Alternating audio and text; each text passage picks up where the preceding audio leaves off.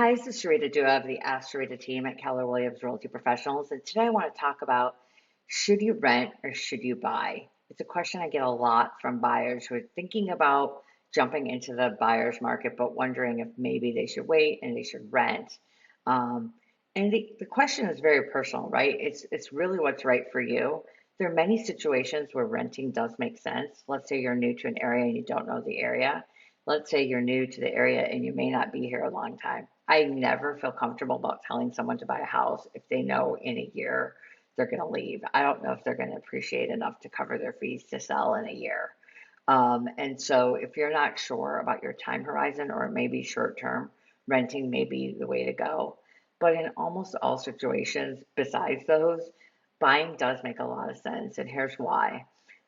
We can't predict if the roller coaster of appreciation that we've seen will continue. In fact, Portland's average price from a year ago went from the mid fours to the mid fives. That's crazy, right? A $500,000 in Portland, Oregon is below average now. So the appreciation has been double digit year over year. But we don't even know if that'll continue. If you look at historic curves, homes have gone up 3 to 4% every year since the beginning of time nationwide.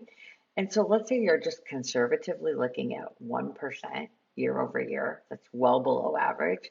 If you buy a home and you live in it for say 7 years, and 7 years later you sell it, and these are like really low numbers. 7 years later you sell it for 7% more than you paid. And let's say that 7% magically covers all of your fees to sell, your commission, your title and escrow fees, etc.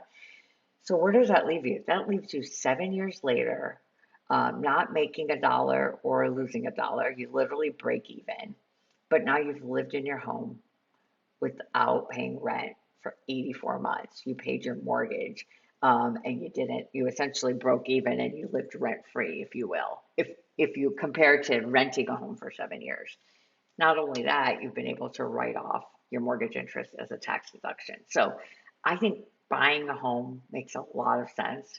And it's one of the ways you can continue to buy a home, take that equity, move up into your next home, take that equity, move up into your next home, and continue to kind of, the higher the price of a home, the more you tend to appreciate, right? Because a small 10% on a $800,000 house versus 10% on a $300,000 house, right? You're going to just make more money on a higher priced home. And we can get you there with this wealth management strategy that involves owning real estate.